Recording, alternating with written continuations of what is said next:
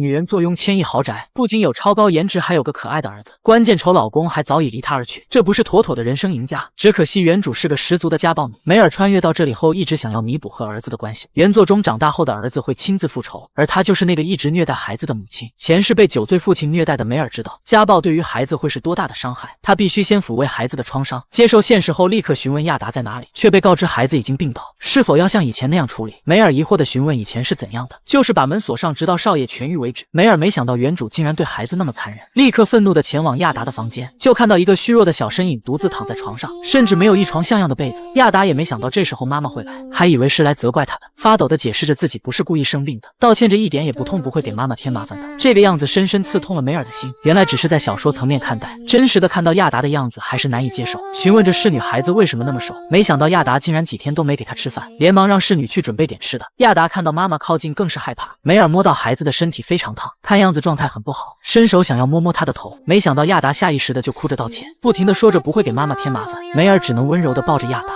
面对这样一直道歉的孩子，颁布了一条禁令，从今天开始不能说对不起，生病的孩子是绝对不能说对不起的，这种时候应该好好休息而不是道歉。说完，梅尔又看向四周，如此脏乱的环境竟然都没人打扫，就连喝的水也是黑的。这时侍女端来了给亚达的吃食，竟是些残羹剩饭。梅尔想到在原作中，相比于原主的漠视，他的贴身侍女才是亚达的直接虐待者。梅尔猛地将餐盘扔出，命令侍女去拿些人吃的食物来。梅尔就开始了对侍女的报复。几十分钟后，侍女就因为来回跑累得气喘吁吁，而梅尔则一心喂着亚达喝汤。他知道孩子的心里已经布满荆棘，在亚达心中，他这个妈妈一定是痛苦的根源，必须要有一个人给他正确的引导。原作中的拉西亚公爵就是最好的选择，亚达只有跟他一起生活才会变得更好，他能做的只有远离亚达的身边。另一边又被赶去拿药的侍女还没意识到主人已经变了，还以为这只是一场攻心的游戏，等少爷沦陷了以后再狠狠将他推开，殊不知自己才是游戏中即将出局的那个。一切都吩咐完了后，梅尔直接开口让侍女离开府邸，见侍女不肯听话离去，于是摘下了自己的耳环递到了侍女的手上。那么现在是因为偷主人东西被赶出去，还是自己乖乖走出去？侍女被梅尔突然的变化吓到了，连忙夹着尾巴逃走，接着又把亚达抱回自己的房间，并下定决心今后的每一天都要让他幸福。安顿好亚达后，又叫来了府中的住宅侍女，让他把贴身侍女偷东西的事传扬出去，欺负了亚达的人不能就那么轻易放，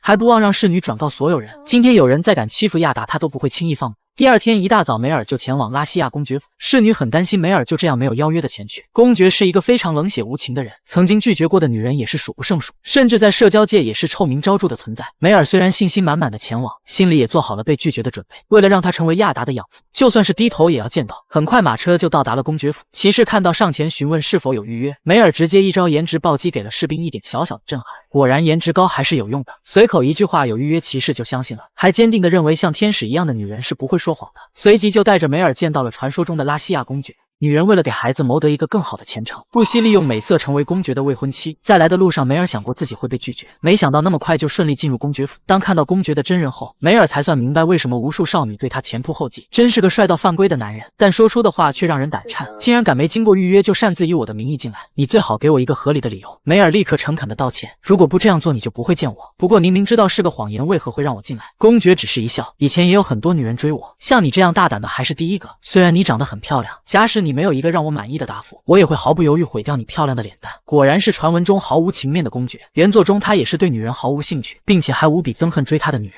这一趟必须有足够说服他的理由。不过熟知剧情的梅尔有极大的信心，这个时间点公爵还在为失去的钻石矿而烦恼。梅尔一语道破了现在的情况，还有公爵迫切想知道的府内间谍的信息，扬言自己能帮他抓到那颗老鼠屎，还会把矿山开发的权限给公爵。随后拿出了自己早就准备好的计划表，这里面记录着间谍的身份和接触过的人，和他将要传达的信息。公爵不可能对这份文件不心动，多亏了前世一遍遍的通读小说，对里面的细节都了如指掌。公爵严肃地询问梅尔信息是否可靠，梅尔表示上面说的绝对真实，如果公爵愿意获得这个情报，作为交换需要和他签一个结婚契约。这要求公爵显然没有意识到，而这正是梅尔此次前来的目的。小说中被赶出门的亚达碰到了公爵，被他收为了养子，但现在他已经不是原主，不可能会把孩子赶出去，只有这样才能让亚达继续当公爵的养子。这场交易对公爵来说绝对稳赚不赔，通过婚姻关系就可以成为矿山的共同同所有人，且婚约将会在1年之后失效。他们这1年中也只是名义上的夫妻。现在的公爵还很自信，认为梅尔也不会在他这里得到一点爱。不过他不明白为何梅尔会签一份对他自己还无益处的合同，难道不想从婚姻中获得什么吗？梅尔当然有所图谋，想要的不过是让你当孩子的爸爸。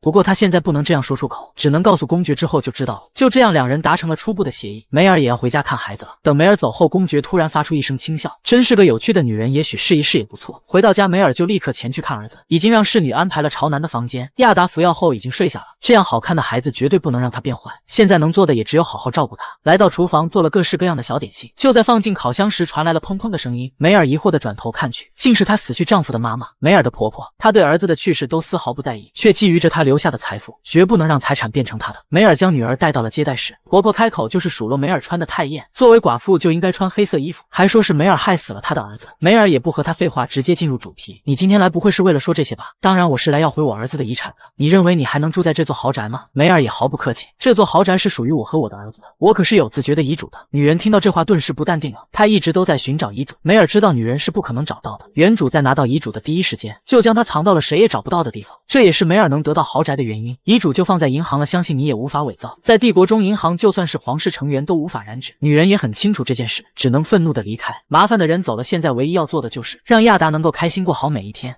男孩怎么也没想到，以前一直对他冷漠的妈妈会突然变得那么好，以至于吃甜点时两人拥有截然不同的反应。梅尔看着吃着甜点的儿子，忍不住呐喊太可爱了，而小亚达以为妈妈一直看着他不吃，一定是因为自己在妈妈才没胃口的。梅尔也对孩子的想法震惊了，看来原主对亚达的伤害太深了，他必须要拿出自己全部的诚意才行，立刻就向亚达表明并不是这样，还为自己一直以来的漠不关心和放任侍女欺负他而道歉，保证以后再也不会让人伤害他。虽然很难，但请你相信我一次。亚达面对妈妈的突然示好也不知所措，梅尔还特地为孩子准备了新的围兜，他开心的接过，这还是他第一次从妈妈那里收到礼物，戴上后格外的可爱。他虽不知道妈妈突然的变化是为了什么，但这种感觉非常幸福，希望以后还会有这样的好日子。第二天，梅尔准时来到公爵府，他之前去过间谍活动的地方，不过那人非常谨慎，在梅尔进去后就离开了，只能凭记忆写下了详细活动。为了防止间谍察觉，梅尔决定今天就去亲自抓他，没想到公爵也要一起去。梅尔很诧异，他不是应该很忙吗？竟然在一堆未处理的文件面前说自己没事，看来他是真的想去。得到同意的公爵也是笑容满面。就这样，两人一起来到了赌场。梅尔猜测人应该在2楼贵宾室，上楼时却遭到了阻拦。公爵一把揽过梅尔，怎么我的妻子也不能一起上去吗？梅尔这才庆幸把公爵一起带来，不然他自己可能进不去。可真正到门口后，梅尔又开始忐忑，他不确定自己能否做好。这件事关系到公爵家族的存亡以及亚达的未来，如果事情顺利之后跟公爵完婚，亚达才能成为他的养子。就在梅尔鼓足勇气进门时，却被公爵拦住，随即门被猛然推开。男人看到外面站着公爵后，慌忙的想要逃跑，却被公爵逼入了死胡同，慌忙中抓住了被撞倒在地的梅尔，以此来威胁公爵不要动手。看到梅尔被抓后，公爵不敢动，更加坚信这是他很重要的人，如果用他做人质，就是杀公爵的最好时机。反正暴露了身份，自己也活不成了，马上让公爵闭着眼睛转过身。此时的公爵也意识到了危险，现在的情况非常不利，他还有可能因此丧失生命。可比起这个，不知道为什么他更不想看到梅尔受到伤害。随后间谍猛地推开梅尔，向公爵刺去。对梅尔来说，这次任务是必须成功的，哪怕受到伤害。他跟随着间谍挡住了即将刺向公爵的刀。看到梅尔受伤的公爵也爆发了，反手将间谍压倒在地后，便让梅尔离开。他要亲手处理这个人，不能让梅尔看到这残暴的一面。由于太过气愤，竟然还没盘问出什么信息，就控制不住力量将人杀死。什么时候他也变成控制不了情绪的人了？但现在更重要的是梅尔的伤势，他不明白女人为何要帮他挡下这一刀。梅尔也不知道该怎么解释，总不能说是为了亚达，只好说他喜欢公爵的脸，不想那么帅的脸因此受到伤害。公爵也因为这句话彻底被攻略。冷漠残暴的公爵第一次坠入爱河，还以为自己是得了绝症，就连下属都不禁猜测他是不是想杀人了，不然怎么会笑成这样。帮梅尔包扎完伤口后，公爵就一直盯着他离开的马车。以前也总有女孩夸他帅，可还是第一次听到这话那么激动，让他一时间都不知道怎么办才好。每次想起梅尔，心里都非常愉悦，不知不觉脸上竟露出了痴汉的笑容，这给刚训练完路过的下属都吓坏了。看殿下这笑容，肯定又有什么计划，不知道这次遭殃的会是谁。第二天一大早，梅尔就发现了阳台的信鸽，疑惑地打开信件，发现竟是公爵寄来的约见面信，这内容怎么看都像是向主人示爱的小狗狗。正好今天本就打算去找他，于是回到房间写了封晚上见面的回信。傍晚，梅尔本想让侍女准备一辆马车，可侍女却说如果去公爵府的话，窗外已经有一辆早就准备好了。没想到公爵还有如此浪漫的一面，刚到就亲自开门迎接，还说着不知道有多担心我的未婚妻回去后就没有一点消息，信上说的都是实话，我真的很想你。梅尔顿时觉得现在的公爵更像一只小奶狗了。开着玩笑的梅尔也没忘了正事，昨天的事情已经顺利完成，他也带来了合同，但好不容易能见到老婆的公爵可不想谈工作。我们来聊聊你最近都在做些什么吧。虽然不懂他想干嘛，梅尔也只能配合。最近都在烤马卡龙和小蛋糕。公爵立马接话：你喜欢吃甜食吗？那些都是自己做的。是的，不过那些都是为某个人做的。听到给某人的公爵立刻黑了脸。你都给谁了？我不记得有收到。那个你亲自做甜点的人到底是谁？当听到梅尔说是儿子时愣了2秒，随即哈哈大笑。没错没错，我都忘了你还有个儿子。梅尔不禁疑惑，这性格和书中说的不太一样啊。这份合同中他只有一个条件，就是公爵要收养亚达并且好好教养他。只有经过公爵的训练，亚达才能像原作中那样显化指环，这样公爵才会真正把他当儿子。坠入爱河的公爵肯定是不会拒绝的，还提出合同期间一定要表现得像真正的情侣。梅尔虽诧异，但来到这也不打算再恋爱，于是爽快地签下了合同。没想到公爵又递来一份结婚协议，公爵竟然要把他们的婚事上报给帝国，他却不以为然。既然要做，那就要做到最好，反正也不打算再结婚。梅尔没想到他竟然就为这个理由递交结婚证书。就在这时，门突然被推开，一个女人走了进来。你真的就要这样秘密结婚了吗？梅尔认得这个人，她就是公爵的母亲卡梅琳。你就是要嫁给我儿子的女人。梅尔面对眼前的女人也有点忐忑，毕竟这也是未来的婆婆，还以为即将迎来一场大战。之后的发展却让梅尔傻眼了。卡梅琳直接拿来了家族的传家首饰，这个是我最喜欢的，你皮肤白皙，戴着肯定好看。梅尔对这突然的转变充满迷惑，原来卡梅琳一直以来都担心儿子的婚事，她总是把女孩们都拒之门外。前世从未感受过亲情的梅尔，对突如其来的示好也不知所措，而且他们仅仅是合约婚姻而已，以他的家庭背景和已经是2婚的条件，不值得被这样对待。这番话使母子俩都皱起了眉头。昨天还说不会爱上的公爵，转头就变成一个求爱的花孔雀。看到梅尔对自己不自信，马上上前安慰。婆婆也不认同梅尔这样说自己，家世和婚姻并不能代表什么，家族也不会容忍不会尊重别人的人。只要我儿子是真心爱你，我也会无条件爱你，这是妈妈对儿子的态度。从未感受过亲情的梅尔感到非常温暖。婚姻对前世的他来说是无比奢侈的存在，一个支离破碎的家庭，嗜赌家暴的父亲，组成了他的全部人生。以前觉得孤身一人才是最好的选择，现在他也开始动摇了。如果他也有像卡梅琳一样的妈妈，一定会过得很幸福。公爵也马上表明态度，我们结婚之后，我的家人也会是你的，我们都会变成彼此的家人。如果你也愿意的话，我们延长合同期怎么样？就100年，和家人只待1年，不觉得遗憾吗？梅尔没想到公爵会突然提出这个要求，只能先转移话题，拿出了自己收到的邀请函，想问公爵要不要一起参加，可看他的样子像是没收到，气氛又陷入了长久的尴尬。梅尔不确定地询问他是不是没收到邀请，却没想到公爵刚收到就扔了，只好说找别人一起去。他不想公爵因为他去不想去的宴会，可公爵现在是不可能让媳妇找别人的，你不带我去要带谁去啊？与其叫别人还不如带我去呢。这话让梅尔无法反驳，就这样约定好了。忽然又被公爵腰间的枪所吸引，小说中也有提到这把枪，真是看到还真是不一样。前世他幻想过无数次能一枪打死父亲，却没想到自己的下场会这般草率。公爵也注意到梅尔拿枪的姿势很标准，看来媳妇对枪很感兴趣。他拿过枪将环注入其中，环作为施法者体内散发出的物质，具有强大的破坏力且有很大的潜力。使用环当作子弹穿过目标后还会回到体内，但这并不是每个人都具有的能力。在小说中，亚达花费8年时间才拥有3个，而公爵现在拥有的数量就令人震惊。见梅尔盯着这些环，疑惑询问：难道这些指环比我的脸更好看吗？他这表情这语气在梅尔眼里更像只小狗了，忍不住摸摸他的头。公爵也发现了梅尔把他当小狗狗，虽然嘴上不满意，背后耳朵早已红透。一直到傍晚梅尔才回到府邸，还特地给亚达带回了甜点，他那么瘦弱还是要多吃点才行。敲门后小家伙遮遮掩掩的样子，难道刚刚在做什么事情被打扰了吗？给小家伙展示了带回来的甜点，相信他一定会喜欢的。果然亚达刚吃进一口就开心地说着很美味，还想要给妈妈也尝一尝。这举动让梅尔很感动，虽然现在亚达还没有完全信任自己，不过已经在很努力地接近了，必须要好好回应亚达的这份勇气。低头吃下了他递过来的蛋糕，亚达的眼睛瞬间亮了，开心地吃完剩下的布丁。梅尔还想邀请亚达一起去庭院荡秋千，听到这话的小家伙立刻变了脸色。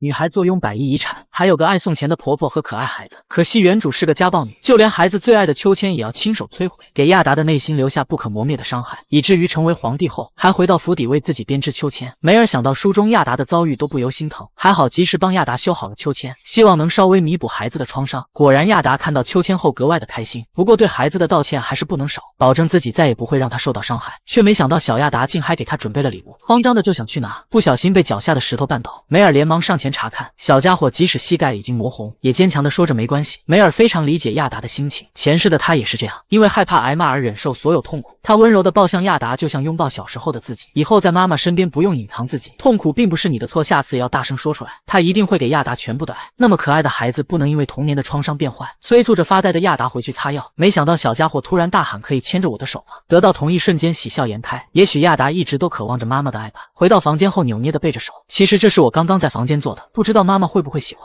梅尔开心地摸了摸小家伙的头，只要是我们亚达送的我都喜欢。当小家伙递出玫瑰花时，梅尔还是愣住了。难道他这些天就是在做这个吗？比起孩子亲手做的礼物，他之前做的那些是多么微不足道。亚达看见妈妈收到礼物，笑了也很开心。第二天，梅尔就前去公爵府，带去了正式的合同。公爵很不满意梅尔一见面就和他谈合同，却意外发现他喝下自己特意准备的奶茶。之前都给你沏茶，你一次都没喝，果然你还是喜欢甜品。这是我特意给你准备的，喜欢吗？梅尔没想到喝了一杯奶茶，公爵也能那么开心，催促着他赶快签合同。这件事尘埃落定后，接下来就是让亚达更快练出环。这样来说，公爵是最好的老师，他的家族大多数人都有幻化出环的能力，不能使用的人还会遭到家族的排斥。小说中，亚达花费8年时间才拥有3个，直到皇帝期间也只有7个，而公爵现在的数量已经远超。如果猜测没错，不是公爵家的人也能幻化。梅尔想让公爵叫他使用环，那样就能帮助亚达。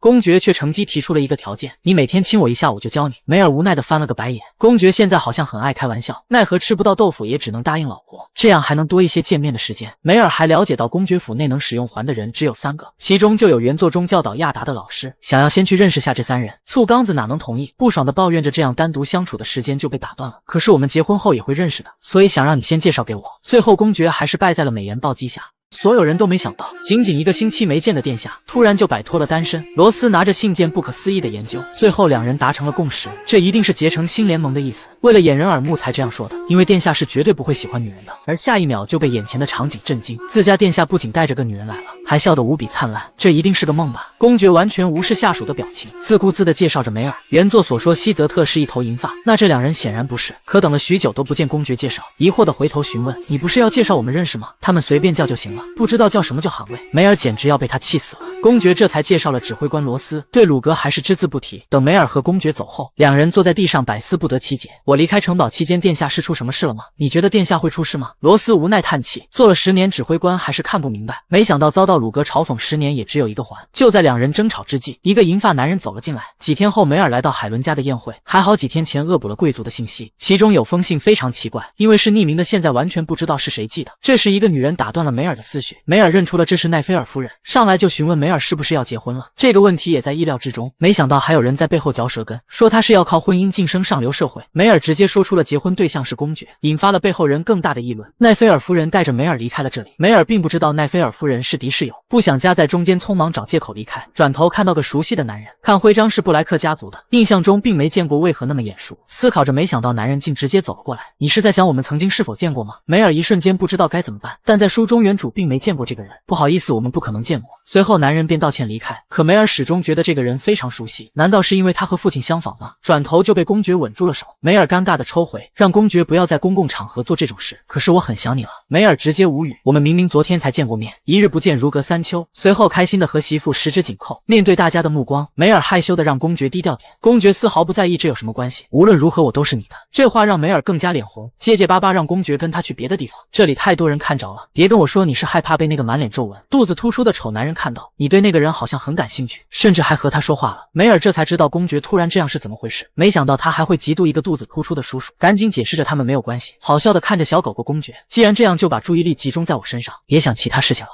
说自己不会再爱的公爵终于打脸了，现在连一个老男人的醋都吃，恋爱脑的模样惊呆了所有人。梅尔跟着公爵来到阳台，询问他为何来的那么晚。公爵解释着有事情耽搁了，再找一个东西，不过最终还是没找到。如果是他找的东西，那一定就是影子了，也就是腐化的环。与普通的环相比，它不能回到使用者手中，一旦触及到普通的环就会吸附上，直到把它的能量吸光。公爵正在调查这件事，不过这次来聚会是为了见海莉的，怎么现在还没看到？谁知刚说完就看见人了。梅尔着急忙慌的就要去找他，完全忘记了公爵的存在。知道梅尔要去见矿山的关键人物后，还使坏的让他走之前答应一个要求，那就是把你的嘴唇放到我的唇上。梅尔顿时被聊得脸红心跳，而身后的奈菲尔夫人把一切都看在眼里，本以为只是逢场作戏的假戏码，但梅尔似乎真的爱公爵。可爱这个词和梅尔以前的形象截然不同，虽然不知道为什么这样，但他更喜欢现在的梅尔。最终梅尔还是拒绝了公爵的索吻请求。刚好这时鲁格出现，打扰了2人的谈话，梅尔便借口直接离开。到宴会厅中找到海莉，2人客气的互相打招呼。梅尔注意到海莉的目光一直看向后后方，站在中间的男人正是道森。和预期的一样，海莉果然不喜欢他，已经到了控制不住表情的地步。梅尔很想换个地方谈，可见海莉一直都盯着前方，谁知他又突然收回视线，询问梅尔再婚的事。看来你和公爵的感情很好。梅尔很疑惑，他怎么知道？这是因为公爵正一刻不停地看着你，还一副楚楚可怜的样子。梅尔只好尴尬地提议两人换个地方。就这样，两人来到了会客厅。梅尔直接询问海莉想不想接管家族。海莉被突然的提问吓到，你冷静一点，我只是认为你会赢，我认为你更适合这个职位。海莉坦白了，她还在考虑，询问梅尔是否有能力让他坐上那个位置。我保证能给你想要的，但作为交换，道森拿走的矿山如果到了你手上，你交由我，1年内我会帮你做到那个位置。海莉接受了梅尔的条件，两人就此达成合作。另一边，公爵已经成了一座忘妻石，完全不理会鲁格的哭诉。我不想和打扰我们夫妻约会的人说话。鲁格现在无比后悔刚刚出现在这里。这时宴会厅上方突然出现了影子，公爵立刻进入工作状态，吩咐鲁格留着这里送梅尔回去。谈完事情出来的梅尔就只见鲁格一人，猜到一定是发现了影子的踪迹才突然离开。果然鲁格的解释确实如此，要是我和希泽特一起去更好，不过我得留下来照顾你夫人。看梅尔的表情，又慌张的解释希泽特是他们的骑士。梅尔才不是吃醋，只是想为儿子找老师。同时希泽特也是他在原作中第2喜欢的角色，后悔上次没能见到，询问鲁格能不能介绍认识，只是想先见他一面。女孩终于见到心心念念的男二，在鲁格的带领下来到希泽特的家。梅尔趁着鲁格被打之前站了出来。在原作中，希泽特成为了亚达老师，同时也是非常好的兄弟，但他也同样让人捉摸不透。希泽特疑惑地询问梅尔是谁，还没来得及回答，就遭到鲁格的无情抢答。如果你对他那么刻薄，以后会有苦头吃的。梅尔赶紧上前一步自我介绍，今天你的任务就是陪梅尔小姐逛府邸。片刻后，希泽特换装完毕，穿上骑士服的他更加帅气。鲁格担心他会为这次任务失败而自责，特意趁这个机会让他出去走走。不过希泽特看起来和原作描述的真的很像，谁知两人一起出去后却格外的尴尬，只好把公爵拉当话题，询问他最近工作忙不忙。没想到希泽特口中的公爵和他认知的完全不同。他们此次搜寻到了一座黑魔法石矿，这在小说中是非常珍贵的东西，可惜的是矿中的大部分都是煤矿，且和环的兼容性很差，需要花费大量的时间和金钱，所以没有再开发的必要。听到这，梅尔忽然自信起来，那之前和海莉的交易就能派上用场，或许我很快就能送给公爵一份礼物了。看到如此灿烂笑容的希泽特忽然低下了头，在梅尔看不见的地方红了脸颊。在那一瞬间，我好像看到了什么。梅尔却以为希泽特大概是累了，这都出现幻觉了。几天后，前婆婆又来要遗嘱，这次梅尔已经有了万全的准备。女人从梅尔手中抢过遗嘱，二话不说直接撕得粉碎。梅尔异常淡定，别撕了，那是假的，那份只是拷贝的，这才是真的。你还要看一下银行的入库记录吗？女人更加的愤怒，一直对梅尔骂着脏话。梅尔也不再忍耐，你应该知道我即将再婚，对象正是公爵，按照贵族的礼仪来说，你现在必须按对待公爵夫人那样对待我。女人为了给孩子更好的生活，特地给他找了个富可敌国的继父，谁知前婆婆还敢上门撒泼。梅尔也不再客气，直接搬出未婚夫的身份。我还见你是因为我有从你那想得到的东西。女人有些诧异，不知道梅尔想要什么。梅尔思考着怎样才能让他答应自己的条件，首先是通往尼克松王国的权限，第二个就是亚达的抚养权。女人没想到梅尔想要的就只有这些，通行权并不值钱，亚达对他来说也没什么用。梅尔见女人不说话，便提出会拿出东西和他交换，并不是单纯的索要。女人心中已经喜不自胜，表面却还装作为难的样子。你知道这2样东西对我很重要，要拿什么交换呢？梅尔也早有准备，想到上次希泽特提到的废矿，公爵有一处黑魔法石矿，我拿它交换怎么样？女人听后满脸不可置信，你要把魔法石矿给我吗？暗地里还在嘲笑梅尔不懂黑魔法矿的价值，竟然拿这个来交换。害怕梅尔反悔，马上答应下来，还让一旁的侍女赶紧去拿一份合同。梅尔也乐得其所，这样和平的达到目的也不错。几天过后，梅尔最近的工作已经处理的差不多了，唯一让他苦恼的是该怎么和亚达说再婚的事。如果直接介绍两人认识的话，太突然了，亚达可能难以接受。想了半天也没有一个很好的方法。这几个月来都很顺利，只要对亚达如实说，他会接受吧。下午梅尔便叫来亚达一起吃下午茶，小家伙一看到甜点就两眼放光，满足的吃了一大口。梅尔很开心，亚达喜欢吃蛋糕，这时看到他的嘴角上有残留的蛋糕，伸手想要帮他拿下来，谁知小家伙条件反射般闭起双眼，浑身发抖。梅尔只好尴尬的收回手，拿出手帕让小亚达自己擦。看到手帕的那一刻，亚达终于破防了，将这段时间的不安都化作眼泪。梅尔顿时慌张无比，询问儿子怎么了。亚达抽抽噎噎的说着，你对我那么好，为什么以前要那样？梅尔心疼的擦干儿子的眼泪。对亚达来说，并不知道妈妈的灵魂已经换了，他一定很困惑，但还是忍到了现在。亚达妈妈，对不起你，那段时间妈妈失去丈夫才会那样对你，以后这种事情再也不会发生了，我保证你是我最珍贵的宝贝。小家伙躲在妈妈怀里大哭了一场，许久后才离开，擦干自己的眼泪。梅尔也觉得是时候告诉亚达了，我们很快就会有新的家庭成员了。亚达很疑惑这是什么意思，却被妈妈告知她要嫁给一个很好的男人，他是个很可爱的人，也会成为一个好爸爸。不过亚达要是不想要新爸爸可以告诉我。小家伙却坚定地摇了摇头，没关系，我觉得他也会是像妈妈一样天使般的人，那不介意的话，我们能一起去看看他吗？第二天，梅尔就带着儿子前往公爵府。亚达很紧张，手脚都在发抖。梅尔把儿子可爱的样子尽收眼底，小家伙还口是心非的说自己不紧张。很快，两人便到达了目的地。梅尔将儿子抱下马车，公爵早已站在门口迎接，却醋意满满的说了句：“要是你能和我一样亲密就好了。”这话让亚达对这个继父产生了极大的怀疑。妈妈说继父是个善良的人，是真的吗？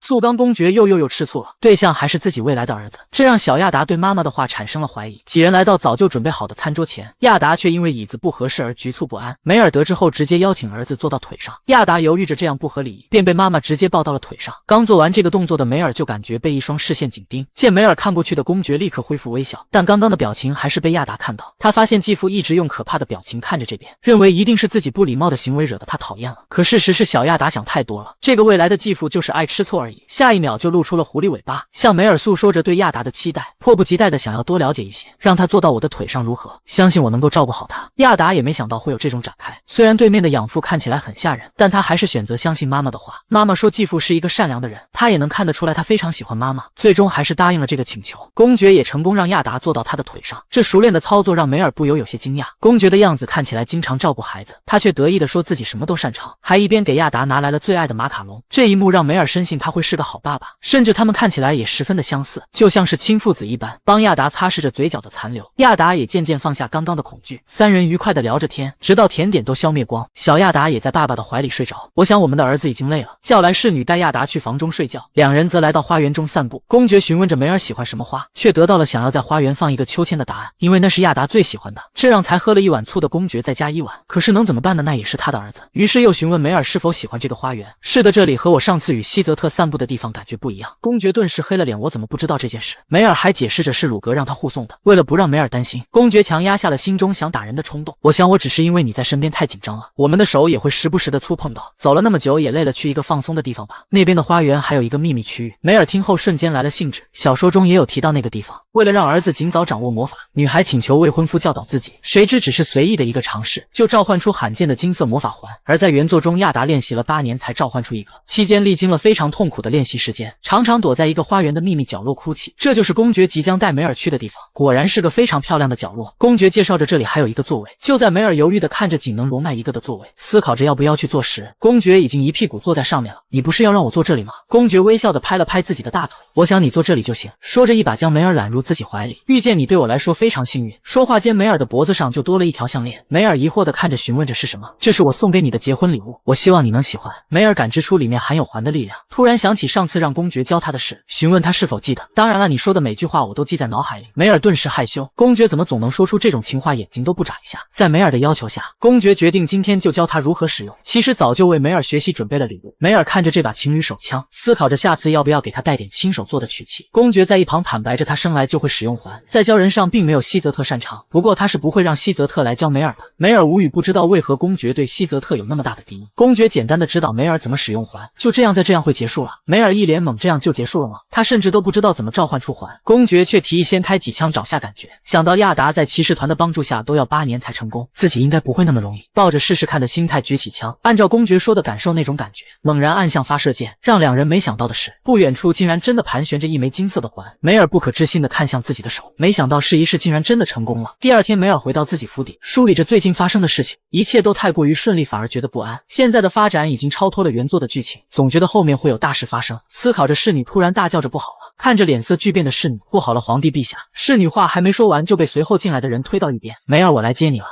女人本以为可以结婚安稳生活，没想到原作的反派却主动找上门，面对突然到访的皇帝，只能上前问好，却被皇帝一把拉近。我想起了几年前那只离家出走的猫，待会我会处理那只猫的。梅尔被皇帝说的满脸问号，像是把他比喻成了那只猫。难道原主和皇帝认识吗？皇帝作为原作中的反派人物，也是腐化环的拥有者，一直牵制着公爵和亚达，但原作中并没有说明梅尔与皇帝认识。还在思考着，又被皇帝环腰拉近，有段时间没见你又变漂亮了，还自顾自的拦腰抱起梅尔。尽管梅尔一直要求把自己放下，皇帝依然不放。很显然，我不是来接你的，反而是来绑架你的。就这样，两人到了会客厅。梅尔还没搞清楚现在的状况，他必须查清楚原主与皇帝的关系才行。根据皇帝刚刚说的逃跑的猫，可以推测他们的关系并不好，现在还是装作不认识他比较好。谁知下一秒他又突然靠近，你能看看这个吗？说着将手指放到梅尔的下巴。皇帝的手中也出现了一个环，梅尔想不明白这和他有什么关系。瞬间环的数量倍增，并且到了梅尔的手上。皇帝很惊喜，和预期的一样，你可以使用用环。梅尔这才明白原主也会使用环，而他的环是圣洁的金色。那么皇帝一直在用梅尔的环来净化他的腐化环。在原作中，还没继承皇位的皇帝没有很高的继承权，可突然他获得了强大的力量，并获得压倒性的支持，顺利继承了皇位。当时梅尔就奇怪他是怎么做到的，但如果利用了梅尔的力量话，小说设定中能使用环的人很少，梅尔估计就是其中之一，被皇帝发现并利用了他。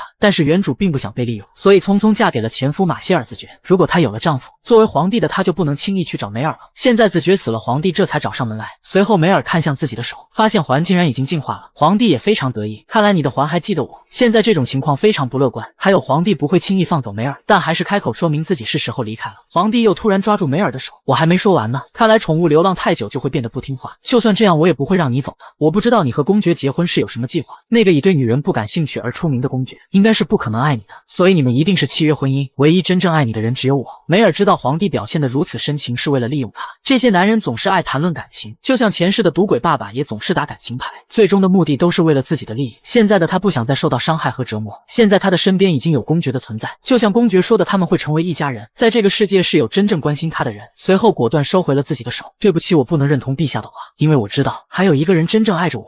直到这一刻，女孩才终于明白，公爵才是她想要永远在一起的人。面对皇帝的威胁也丝毫不犹豫。不过皇帝并不把梅尔的话当回事，以为他只是在耍小性子。梅尔实在不想跟皇帝过多交谈，正好进退两难时，外面传来了动静。随后公爵慌张的闯入，梅尔顿时疑惑，公爵怎么知道他在这里？你在这里做什么？我找了你很久。梅尔想到这正是向皇帝展示他们关系的好时机，马上挽住公爵的胳膊，我也正好要回去找你。公爵的脑子瞬间炸开，两人的亲密对话引起了皇帝的不满。你进门后难道没看到我在这吗？公爵闻声望向皇帝，不好意思，我没看到你，不过是你亲手粗暴地拖走我的未婚妻，你是想破坏公爵府和皇室世代相传的和谐关系吗？我希望这样的事情不要发生第二次。随后搂着梅尔转头离开，只留下一脸焦恼的皇帝。就这样，梅尔坐上公爵准备的马车，但心里一直在思考原主想要的是什么，也许这会成为未来的隐患。这时公爵的手突然抚上梅尔的脸颊，为什么你的脸上有东西粘住？又询问梅尔刚刚跟皇帝谈了些什么，下次他再烦你直接毙了他，剩下的我会解决的。梅尔没想到公爵竟然为了他不惜和皇室作对，你为什么要为我做那么多？当然是因为你是我的妻子啊，可是我们只是1年的合约夫妻，合约夫妻也是夫妻，我会一直爱我的妻子直到合同结束。梅尔听后双颊火热，你怎么知道我在皇宫里？公爵指着上次送的项链，我预感到有脏东西来找你了。梅尔抚向脖子上的项链，看来是公爵留在里面的环感知到了，你的女仆把发生的事情都告诉我了。没想到皇帝就是那个影子魔法师，我正好找他找了很久了。梅尔不禁想到原作剧情，公爵虽最后知道了黑魔法师的身份，可最后还是没有再继续调查下去。很久以前公爵家族就和皇族有交易，这让皇族稳固了地位，不过并没有说明皇室支付了什么报酬，也许公爵知道那是什么。很快梅尔就到达住所，并感谢公爵今天的帮助，不用为这微不足道的事说这些，因为我们是夫妻。但还是因梅尔叫了他的名字而心脏狂跳。这边皇帝还难以相信现实，一直都以为他们俩只是合约夫妻。刚刚公爵进来慌张的样子，看得出来他是真爱梅尔，随即邪恶一笑，这样更好，反而可以利用梅尔获得更多。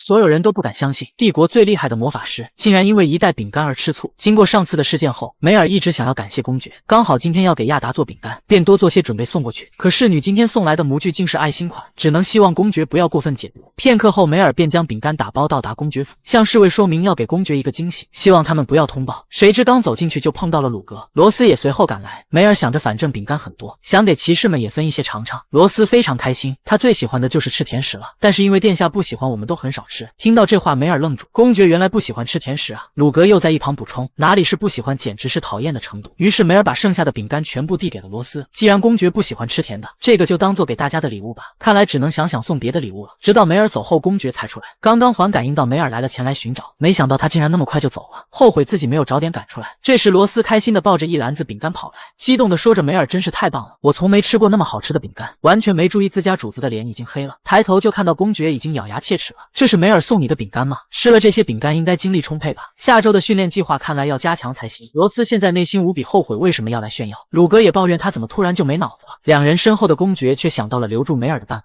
另一边是温馨的下午茶时间，亚达乖巧地品尝着妈妈做的爱心饼干，突然想起什么抬头，妈妈前几天侍女给我读了一个童话故事，说的是女巫让她的孩子吃胖然后吃了她。梅尔瞬间被逗笑，你是以为长胖了我就会吃了你吗？我是不会吃掉那么可爱的儿子的，你那么可爱且懂事，将来一定会成为优秀的大人，勇敢和邪恶做斗争。原作中亚达也一直受困于外貌，现在他不会任由这种事发生。小孩子就应该好好吃饭，按时长大。亚达听后很感动，承诺自己会保护好妈妈的。妈妈突然变化那么大，都是因为爸爸的去世。我希望妈妈不再经历痛苦，我会永远保护你的。梅尔感受到了现在亚达的成长，妈妈也会一直保护你的。晚上，梅尔在房间整理最近发生的事，还需要制定一个计划来改变亚达的监护人。这时，公爵送的项链突然震动，梅尔立刻站起来了。环的波动代表公爵就在附近。果然，下一秒，狗狗公爵开门而入。小狗狗公爵因没吃到饼干，转头就去找未婚妻装委屈，可怜兮兮地说着我去找你时，发现你已经走了，甚至都没去看我一眼，还给骑士们都留下了美味的饼干。这一顿委屈诉苦让梅尔懵了，他明明是得知公爵不吃甜食才送人的，公爵却还在继续诉说，我还因此被鲁格他们取笑，殿下是唯一一个没有吃到梅尔小姐饼干的人。梅尔连忙解释，我听说你最讨厌吃甜食。谁知公爵傲娇地表示自己一点也不讨厌，如果你觉得愧疚的话就抱我一下。这理所当然的语气被梅尔果断拒绝，这次我是不知道才这样的，下次再犯错我会主动道歉的。随后梅尔主动说了让海莉当上家主的事情，谁知公爵更加不开心，媳妇竟然在他委屈的时候谈公事，这次我是真的伤心了。梅尔不顾他的撒娇，继续说魔法矿的事情，我还和前婆婆交涉，以尼克松王国的访问权换取你最近寻找到的魔法石矿。公爵诧异，一座不值钱的煤矿竟然能换来访问权，是的，他还很高兴，就连合同上的条款他都没看。公爵不由自豪自己媳妇那么厉害，自从和你在一起，所有事情都变得简单了，这让我更想和你在一起。然而公爵的情话在梅尔听来就是他很有利用的价值，公爵想要继续获得他的帮助，可如果这样的话，因为工作伤心就没有意义了。刚好这时公爵开口，那如果我把矿山交给你，你要给我点什么呢？面对公爵的突然靠近，梅尔顿时脸红心跳，自己现在对公爵的感情很奇怪，但在原作中公爵是没有爱上任何一个女人的，自己应该放弃这种不切实际的想法。也许公爵只是在履行合同，犹豫再三，还是答应再给公爵烤些饼干。狗狗公爵也欣然接受。几天后，梅尔便带着烤好的饼干再次拜访，却被告知公爵找到了影子的线索。梅尔马上想到原作中公爵发现影子的操控者正是皇帝后就停止了调查，现在事情已经偏离了原作，他所知道的信息也派不上用场，也许这样下次公爵就会对他失去兴趣。可明明就是场交易，为何他还是有些难过？既然公爵不在，我可以和你们一起练习吗？鲁格马上表示自己最擅长教人了，这话引起了希泽特的不满，马上拔刀就要射击。鲁格表面讨好，反手就拦截了希泽特的攻击。你的攻击方式还是那么简单，每次都是直线射击，得意洋洋的样子让希泽特更加不爽。看到了吧，这样射击能让你的环失效。不过梅尔并不想学习瞄准，就听见鲁格说让他和希泽特比试，赢的人可以答应一个条件，这正合梅尔的意，如果赢了就能让希泽特教亚达了。随后鲁格立马拿来爆米花推到一边。男人总是突然出现，给媳妇一个惊喜。在鲁格的主持下，两人展开了比赛，目的是看谁找到的环多。梅尔第一时间来到树林中寻找，自觉胜算不大。希泽特能熟练的运用环，而且对训练场的地形也更加了解。即使如此，梅尔也不打算放弃，于是更加勤奋的寻找，却意外走到一座仓库旁，想着也许环会在里面，便进去了。没想到里面积满了灰尘，看样子是很久都没用过了。幸运的是，果然在里面找到了环，却看到了意料之外的东西，在角落中竟然盘旋着一个影子。梅尔意识到公爵家混入了间谍，可是原作中并没有关于间谍的剧情，想着等公爵回来一定要告诉他。这时盘旋着的环突然往门外飞去，于是梅尔也跟随着跑出去，发现影子正在吸取鲁格抛出的环。见状，梅尔马上瞄准了环，正想着再找一个就能赢了，就突然被抱入一个温暖的怀抱。梅尔被吓了一跳，没想到公爵会突然出现。梅尔便跟他说了刚才的发现，公爵便让梅尔以后碰到影子都不要摸。梅尔惊讶公爵似乎一点也不担心，可能他已经知道这件事了，便把正在和希泽特打赌的事说出来了。公爵立刻答应会帮梅尔赢的。我知道还有一个环在那边，那里是什么地方？被公爵告知是地下仓库，据说保管着家族的传家宝，反正我们都要成为一家人的，没什么不能看的。梅尔也没想到传家宝也是说看就能看的，提议还是先找环吧。谁知公爵一点也不在意，还希望希泽特最好晚点找到这里，便微笑着推开眼前的门。这就是家族世世代代的宝物，大家都只知道这是皇室赐予的礼物，其实是个魔法道具。家族先辈们的环都被锁在里面。自从帝国建立以后，皇室都害怕于家族的环，聚集了发现环的普通人，组建了一支骑士团。不过整个骑士团都对公爵家族束手无策，于是皇室对他们施加了限制，将先辈们的环都关在里面。若有人觊觎皇室，那家族的血脉便会遭到诅咒。但是我没有将环放在里面，虽然有很多人反对，不过都奈何不了我的力量。梅尔想起原作中亚达当上皇帝后什么也没发生，也许是因为他不是公爵家的血脉。这时公爵又提出他帮忙找到鲁格的环，要梅尔一直陪他玩。小狗狗公爵没想到自己又被拒绝了。梅尔解释明天要和亚达去郊游，今天回去还有很多东西要准备。公爵听后马上横扫不开心，那就我帮你找到环，你让我加入明天的郊游吧。梅尔没想到公爵会提出一起去，不过这也是让他和亚达亲近的好机会，于是便答应了。那今晚我可要激动的睡不着了。可是你赢了的话，和希泽特的赌注是什么？是一个愿望。当我第一次知道希泽特时，就想许的愿望。一家三口第一次出门郊游就发生意外，在公爵的要求下，梅尔答应让他一同去郊游。第一次出门的小家伙显得格外兴奋，妈妈这里太酷了，我还是第一次来那么美的地方。公爵也早已安排好船去游湖。亚达一听期待的不行，那么我们就一起去划船吧。上船后，小家伙一直趴在船边看，阳光洒在湖面上太漂亮了。梅尔看儿子那么喜欢，想着以后多带他出来玩。不料小家伙看着湖面的眼睛突然变了，就这样呆呆的看着湖也不说话。梅尔也注意到亚达好像情况不对，下一秒小家伙竟直接往水里钻去，还好公爵眼疾手快，及时将他抓住。可小家伙的表情还是很自然，说着湖里有东西在漂浮，想要抓住他，可是那样太危险了，摔倒了怎么办？小家伙低低的道歉，随后便直接晕倒在梅尔怀里。公爵查看后发现没什么问题，但安全起见，两人还是准备回去找医生。很快就到达了公爵府，在医生的诊断下也没发现任何问题，解释现在还没醒是因为正在熟睡，一会就会醒来。可面对公爵我死亡凝视，医生还是吓得冷汗直流，但他确实没看出什么问题。公爵只好放医生离开，梅尔却还是很担忧亚达的状态，看起来像是被什么东西附身了一般。公爵只好安慰梅尔耐心等待一下，也许亚达很快就会醒来。随后递给梅尔一个信封，这是一封写给你的信，我暂时保管了一下。梅尔接过，确实收件人是他，信上的内容也很奇怪，这家伙比上一个人还坏，你值得更好的，那是没有意义的，所以请你不要死。梅尔很疑惑，这人和原主关系很好吗？公爵在一旁好奇的询问是什么内容，梅尔想了想，还是不说了吧。可越是隐藏，公爵反而越好奇，无奈只好将信封递过去，希望你不要因此而生气。公爵看后竟然沉默许久，随即哈哈大笑，虽然不知道是谁，但他看人还是挺准的。我也不敢相信我确实不如你，这让我更加等不及要宣布我们的婚礼了，毕竟我找到了那么好的妻子。梅尔连忙害羞地转过头，公爵似乎对这段婚姻很乐观，也许1年契约结束后他们还会结婚。这时床上的小家伙有苏醒的迹象，两人的视线都看向了亚达。小家伙缓缓睁开眼睛，却又像受到什么惊吓大叫起来，马上缩作一团，嘴里也喊着妈妈我错了，妈妈我错了，对不起妈妈，我跟你道歉。